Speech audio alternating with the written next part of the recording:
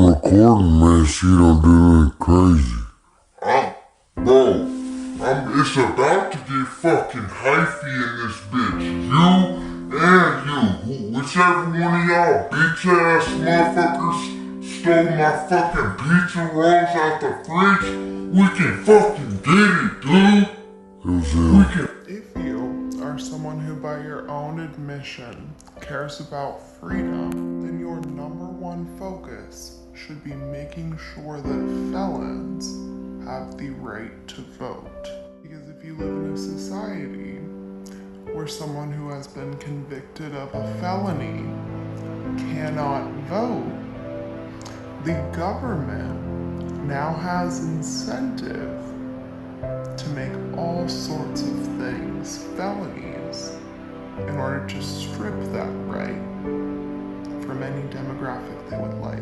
Roe v. Wade is a great example, because if you make abortions a felony, not only are things like elective abortions, which are still healthcare, but they're just done to someone who is not actively dying. You successfully criminalized a health procedure that only women can undergo. And women who have miscarriages, which are medically known as a spontaneous abortion, sorry, it's a felony too. If you supposedly, or you say you care about freedom, but you do not care who those freedoms can be applied to, well, you don't care about freedom.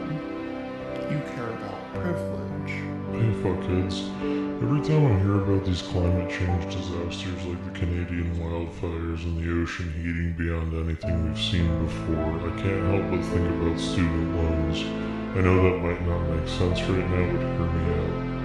I remember signing those loans with trepidation, but trusting the adults in my life that this was the right choice, because we made a deal with them. We would go get our education and financially ruin ourselves while they ran the world politically, environmentally, just keeping the lights on, so to speak. And so a lot of us got our education, and you know what happened when we graduated? The economy fucking collapsed, and we sat and watched our government award corporations that had made terrible, borderline criminal decisions with massive bailouts.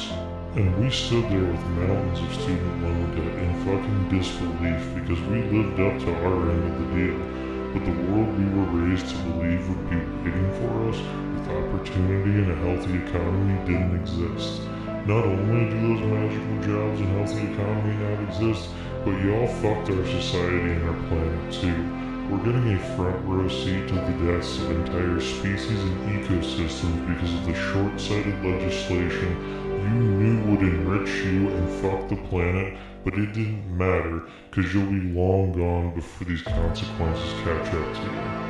And now you won't step out of the fucking way and let us cobble something together from the rubble you're still wallowing in, just laying amongst the broken pieces of our world, cackling about how irresponsible we were for taking out loans, seemingly oblivious to the fact that the level of disregard your generation had for the entirety of the planet goes so far beyond irresponsible as to be fucking criminal. But you didn't sign a piece of paper saying you wouldn't be a piece of shit, so I guess everything's hunky-dory, right? And now that we're grown-ass adults, we have no desire to perpetuate the same society you cultivated because it's a slow death grind of tedium and pointlessness. Like, God forbid we want to find work that's fulfilling that we can actually see and understand what our labor is contributing to build. Because if we try to increase our quality of life by refusing to die in slow cubicle deaths staring at spreadsheets whose only seeming purpose is to perpetuate this broken economic system, then we're fucking lazy and we don't want to work anymore. I watched my parents and my friends' parents as I was growing up, and there was always this projection of stability that was seemingly required. This unspoken societal order of hidden norms and rules we all obeyed. So all the weird, ugly parts of growing up were left hidden. Processing our emotions and trauma was barely on the table. And we all grew up thinking that was just the way the world worked, and made to fall in line until eventually we picked our parents' mantle up and kept the societal order going. But the thing we couldn't see as kids was that the whole charade was poison from the start. And now we're thing we know is that we can't perpetuate. Whatever we do, whether it's reformation or just burning the whole thing down and starting new, the one thing we absolutely know is to not do to our children what you all did to us.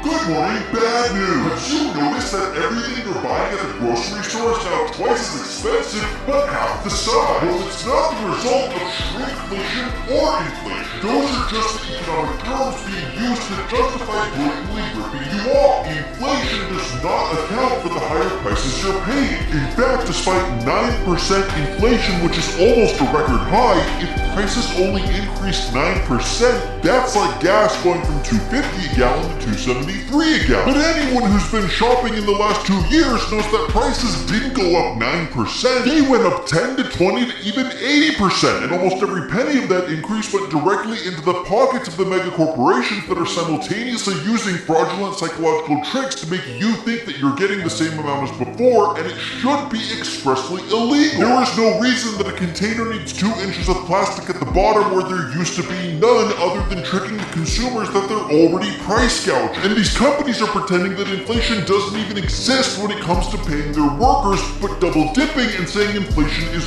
rampant to raise prices and cut corners. And the results speak for themselves. Corporate profits hit $2.5 trillion at the end of last year, a 50-year increase in the middle of the systemic economic collapse of the middle and working class. And the worst part is that they're openly admitting that they want it to get worse because the recession will make them even more money. And somebody was asking me, like, don't you think there's good cops? Of course. But this is the thing. I think there are good and great people who are cops. Right. But I think the term good cop is a conundrum. It's not tomorrow. Right. Because the job ain't good. The job is good. The machine, they are part of a machine that's not good. We are agents of the machine that are not good. Is the are the good people in those roles? Absolutely.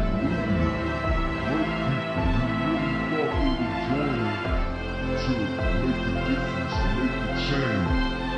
But now I find themselves trying to see You can run from jail. Well, I mean, you gotta vote for him. That's the only way he's getting out. Somebody emailed me this academic difference. It's very interesting. But talk about the difference between an echo chamber versus an epistemic bubble. In an epistemic bubble, you could argue that people are kind of trapped in an area where they only get like a certain type of news. They only see one type of thing. You can give them more information, and they go, oh, I didn't know that. Okay, cool. Then you've got people in echo chambers.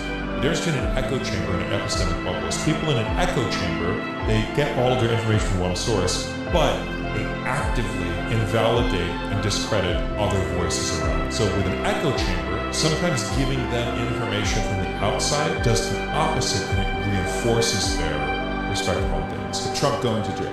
For Trump, there's going to be some people that are like, this is too much for me, but for his core fans, it's making them stronger and stronger. Like, of course the deep state is after him. Of course more indictments are coming. Of course the FBI said this. Of course the DOJ said this. It's all making sense, right? For them, every attack on him further solidifies their opinion that there's a group of deep state actors trying to take him down, and he's the only one that can stand between them and the American public. So here's the problem here. It's like, where's the CNN? CNN here? Is CNN here? Anybody want to own up to that? Here's the problem. What's this? You're already facing charges. Yes, okay. Police may say almost anything to try to get you to admit to a crime or offer up information that could lead to an arrest, warrant, or incriminating evidence. That means they may say almost anything at any time. They can lie about having your fingerprints at the scene. They can lie about being able to get a warrant to search your property.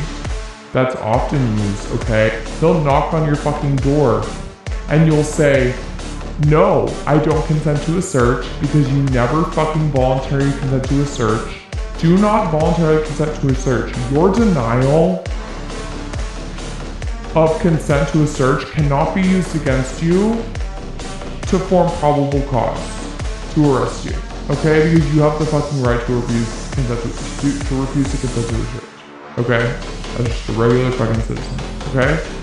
Whether it be of your bag, of your car, whatever, always say no. Even if you have nothing in your fucking place. Even if you have nothing wrong, always just say no. You wanna know why? Because of the shit that I'm gonna tell you right now. Well, if I'm innocent, why wouldn't I just say yes? Because are you fucking out of your minds? They are not, their job is not to make you innocent or to prove you innocent. Their job is to put someone behind bars. Like, that's literally the fact of it. That's literally the fucking fact of it. Lo siento, I'm sorry. Even if they want to phrase it as, our job is to get to the bottom of who did it. Exactly. Their job isn't to get to the bottom of who didn't do it. Are you fucking out of your minds? Do not go through a search. If they really have to search your place to get to the bottom of it, then they should be able to get a warrant for it. And then they can do as they please. Okay? They can do what the warrant says they can do. Right? You gotta go get a warrant, bitch. Get a fucking warrant, bitch. Okay?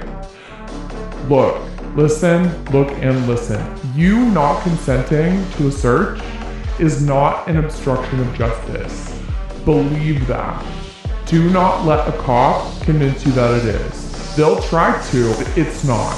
Okay? Cops often, very fucking often, will tell people when they're in their cars, when they're outside of their cars, when they're in their apartment, when they have a backpack on their shoulders, even though they are not under arrest at any point, do not have probable cause to search that bitch. They will tell them, hey, can I search your backpack? Can I search your place? Like, let me search. Can I search? And you'll say no, and they'll say, well, we could get a warrant in 2 minutes. We're gonna get a warrant anyway. We're gonna do it anyway. That is a lie. That's a fucking lie. That's hilarious and a lie. You can't get a warrant in 2 fucking minutes, bitch. And even if you fucking could, then do it. Do it. That's what you say. Okay, then do it. Slam. Thank you. I'm recording, man, so you don't do anything crazy. Bro, it's about to get fucking hypey in this bitch. You and you, whichever one of y'all bitch ass motherfuckers stole my fucking pizza rolls out the fridge, we can fucking get it, dude. It was him.